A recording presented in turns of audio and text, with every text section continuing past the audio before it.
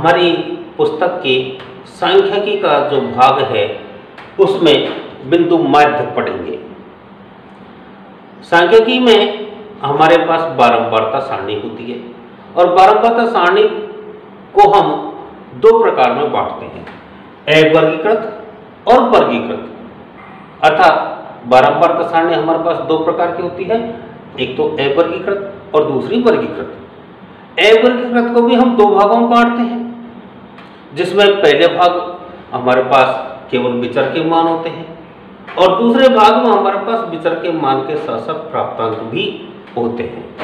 यहां सबसे पहले हम अवर्गीकृत बारंबारता सारणी से माध्य ज्ञात करेंगे।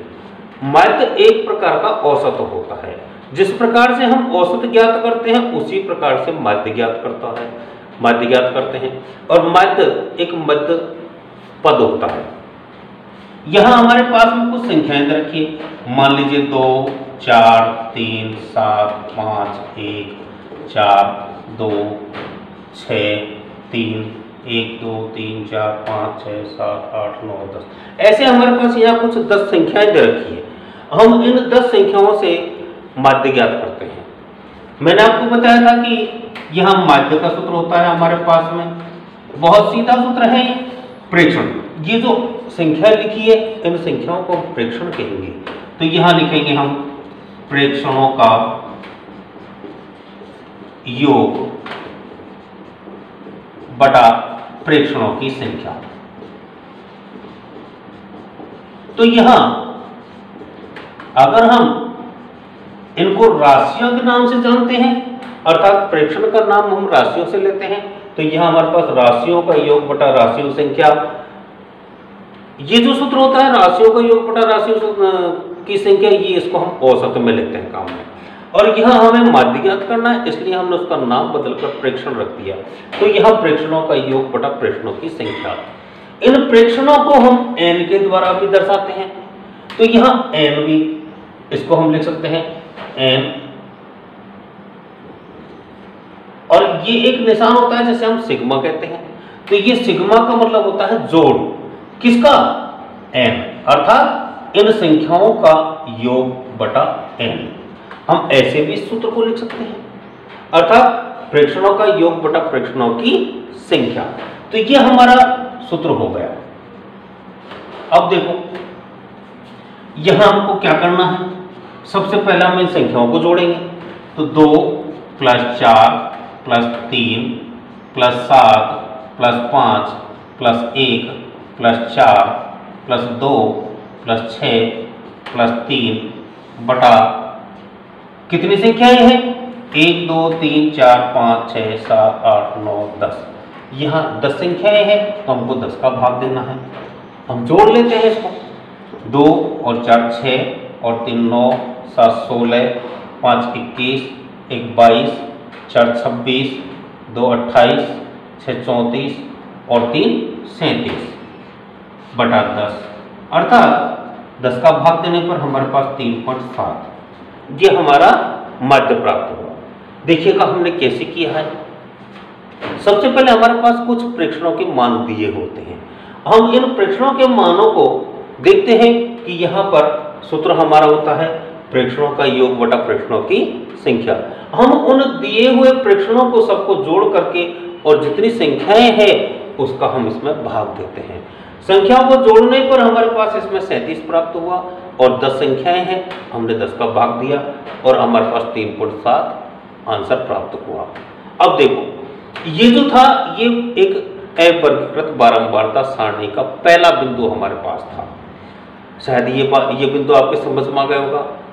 आप लोग इस चैनल को सब्सक्राइब करें, बेल आइकन दबाएं, ताकि आपको आगे के और भी बहुत सारे वीडियो बहुत अच्छे आपको देखने को मिलेंगे, सुनने को मिलेंगे। देखिए हम अगला बिंदु हमारे पास अवर्गीकृत में है, उसको हम ले रहे हैं। तो अवर्गीकृत में दूसरा बिंदु हमारे पास किस प्रकार से आता है इसको भी देखिए हमारा दूसरा उदाहरण। यहां हम ये जो सवाल दिया है ये भी अवर्गीकृत बारंबारता का है। अब इसमें हम देखते हैं कि हमारे पास x और f दोनों के मान दिए गए हैं। तो यहाँ x के मान हमारे पास में दे रखे हैं, x हम प्राप्तांक को कहेंगे, f हमारे पास बारंबारता होती है। हम क्या करेंगे, x का मान हमारे पास में 1 2 3 4 5 6 ऐसे x के मान दिए गए हैं। ये मान कुछ और भी हो सकते हैं। उसके बाद हमारे पास में ये f, यहाँ f हमारे पास दे रखा है। यहाँ एक प्रकार से हम इसको इस प्रकार भी समझ सकते हैं कि मान लीजिए किसी एक कक्षा का टेस्ट लिया जाता है। उस एक कक्षा के टेस्ट में टेस्ट हमारे पास 10 नंबर का भी हो सकता है, 6 नंबर का भी हो सकता है।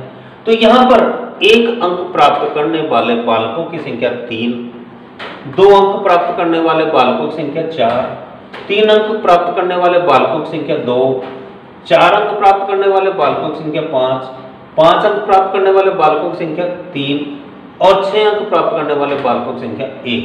इस प्रकार से हम इसको बालकों की संख्या और यहां अंक, तो यहां हम इस प्रकार से इसको कर देंगे।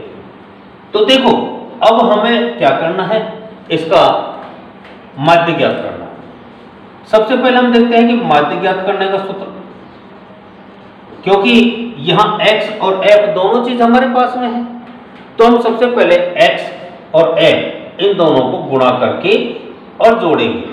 तो सिग्मा fx हमारे पास सूत्र हो जाता है बटा सिग्मा f, अर्थात प्रेक्षण जो प्राप्तांक हमारे पास है, प्राप्तांक गुणा बारंबारता, और उसके योग में हम बारंबारता के योग का भाग दे देते हैं। तो सबसे पहले हमको fx ज्ञात करना है। अब fx हम ज्ञात करेंगे, 1 को 3 से गुणा करेंगे तो 3, 2 चौके 8, 3 दूनी 6, 4 पंजे 20, 5 तिया 15 और 6 एकम 6। एक बार देख लीजिएगा, 1 गुणा 3 किया 3 प्राप्त हुआ, 2 गुणा 4 किया 8 प्राप्त हुआ, 3 गुणा 2 किया 6 प्राप्त हुआ, 4 गुणा 5 किया 20, 5 गुणा 3 किया 15 और 6 गुणा 1 किया तो 6। अब हमें क्या क्या किसकी चीज को जोड़ना है, देखिएगा जहां सिग्मा का निशान लगा हुआ है उन चीजों को हमको जोड़ करना है। तो देखो जोड़ करने के लिए हम क्या करेंगे, जोड़ देते हैं इसको। 3 + 4, 3 और 4 7, 7 और 2 9, 9 और 5 14, 14 और 3 17 और 1 18।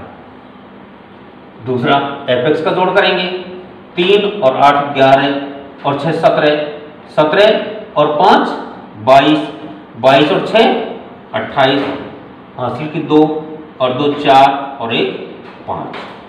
अर्थात हमारे पास fx का योग 58 और f का योग 18।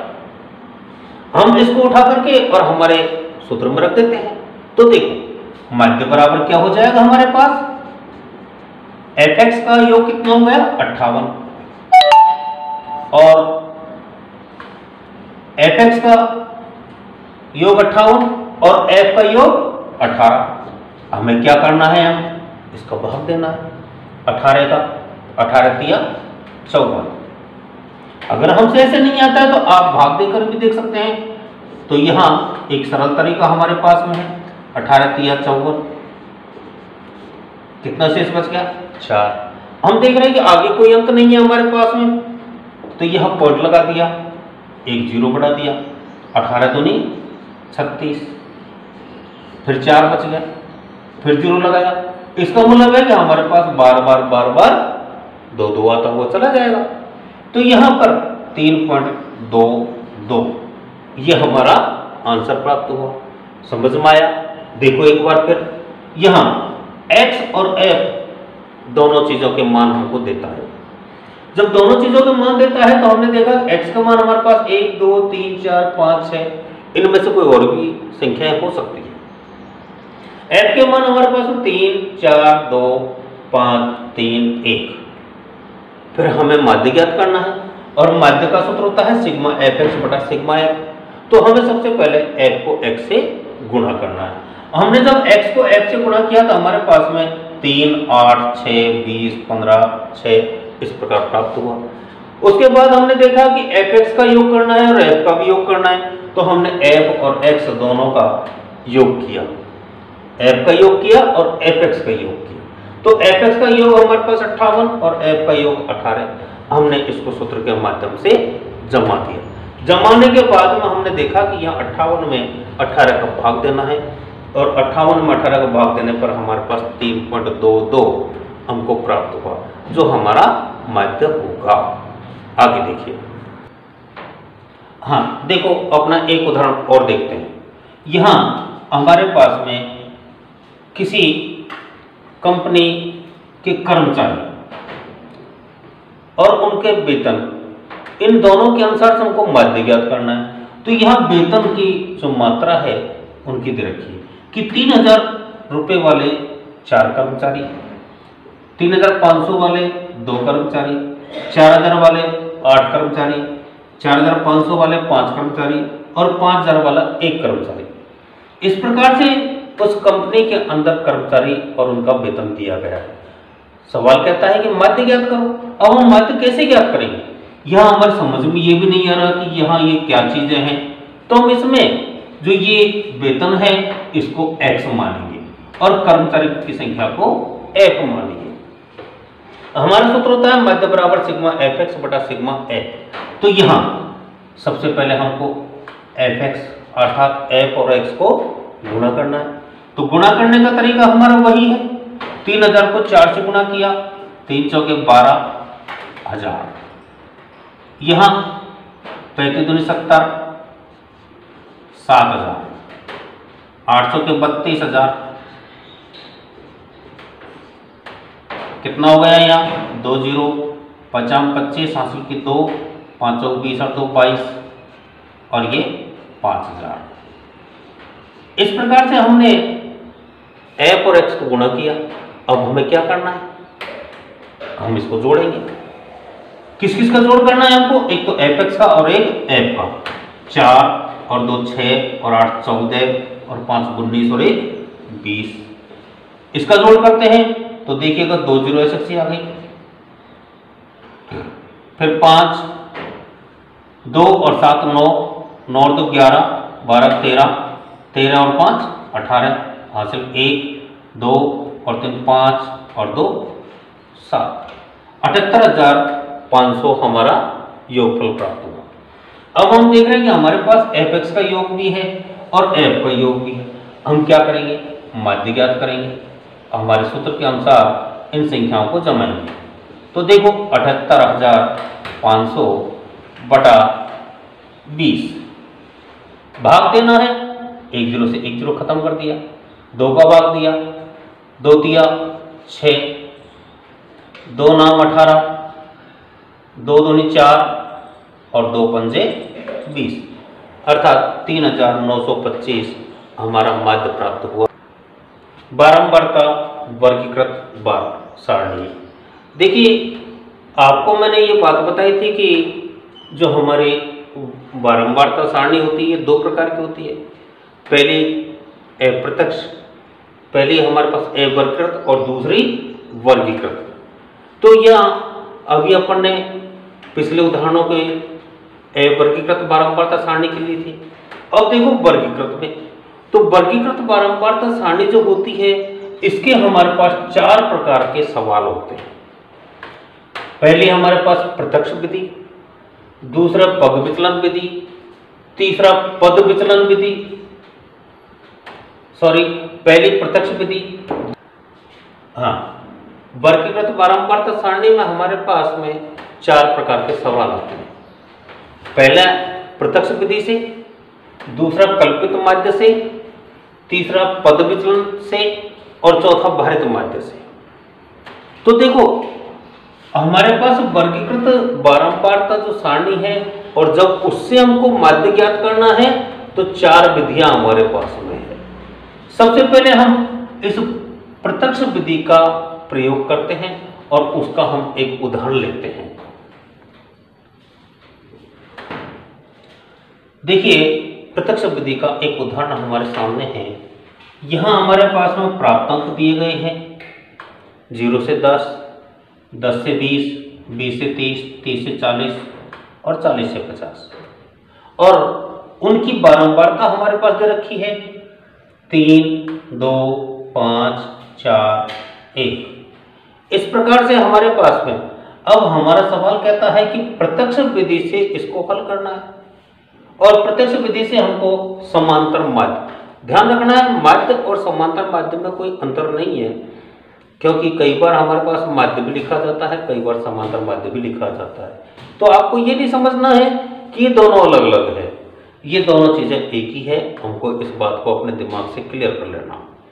अब देखो हमारे पास में यहाँ एक बहुत सीधा सवाल ये हमारे पास में है। सबसे पहली बात तो अपन ने पिछले उदाहरण में देखा था कि जो प्राप्तांक था या वेतन था या ऐसी कोई चीजें थी उसको हम x मानते हैं, और बारंबारता को हम f फ्रीक्वेंसी जिसे हम बोलते हैं। तो ये हमारे पास में है। अब हमें क्या करना है, ये एक मुख्य बात है कि माध्य जब ज्ञात किया जाता है तो चाहे विधि कोई सी भी हो, हमको सबसे पहले एक बात ध्यान रखनी है कि वर्गीकृत बारंबारता से हम सबसे पहले x का मान ज्ञात करते हैं। चूंकि यहाँ ये हमारे पास वर्ग है इसलिए हम x का मान ज्ञात करेंगे। अब x का मान कैसे ज्ञात करते हैं? x होता है मध्यमान, जिसे हम मध्यमान बोलते हैं। अब मध्यमान क्या होता है? नाम से पता है, मध्यमान अर्थात बीच का मान।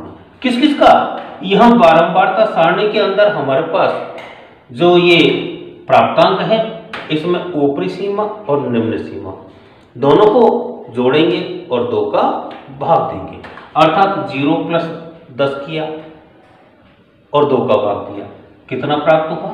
5। 10 प्लस 20 किया और 2 का भाग दिया तो हमारे पास 15 प्राप्त हो गया। ऐसे 20 प्लस 30, तो यहां देखिए हमने 0 प्लस 10 किया, 5 प्राप्त हुआ, क्योंकि यह 2 संख्या है इसलिए 2 का भाग देने पर हमारे पास ये 5 प्राप्त हुआ है। ऐसे यहां पर भी 2 संख्याएं हैं, दोनों को जोड़ा और 2 का भाग दिया, 15 प्राप्त हो गया। यहां भी दोनों संख्याओं को जोड़ा 20 प्लस 30 को और 2 का भाग दिया, 25 प्राप्त हो गया। 30 प्लस 40 दोनों संख्याओं को जोड़ा, 2 का भाग दिया, 35, और 40 प्लस 50 को जोड़ा, 2 का भाग दिया, 45। अब हम देख रहे हैं कि ये जो सवाल हमारा है ये जैसे हमने f वर्गीकृत बारंबारता सारणी में किया था उसी प्रकार से प्राप्त हो गया, अर्थात x भी प्राप्त हो गया और f भी प्राप्त हो गया। अब हम इस बात को जानते हैं कि माध्य जब ज्ञात करते हैं तो माध्य का सूत्र हमारे पास हो सिग्मा fx बटा सिग्मा f। अब जब ये चीज हमारे पास में है तो हमें क्या करना है? f और x का योग करना है। पहले हम गुणा करेंगे उसके बाद योग करेंगे, क्योंकि हमें योग करना है। तो यहां देखेंगे 5 गुणा 3, 5 गुणा 3 बराबर 15।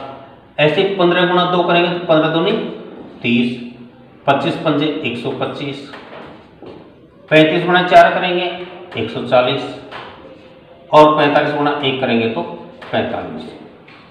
अब हमें क्या करना है? इनका योग करना है। योग किस किस का करना है? एक तो fx का, fx का योग करते हैं 5 प्लस 5 प्लस 5, 15 का 5 हासिल 1, 2 और 3 5 और 2 7, 4 11 और 4 15 का 5 हासिल 1 और 2 और 1 3, और f का योग करना है।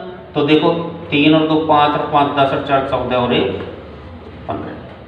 अब हम देख रहे हैं कि fx का योग प्राप्त हो गया, f का योग प्राप्त हो गया। हम इसको सूत्र में जमाएंगे और हल करेंगे। fx का योग कितना है? 355 बटा 15। क्या करना है? भाग देना है। 15 दूनी 30, 5 बच गए 55, 15 3 45, 10 से इस पर बच गया। अब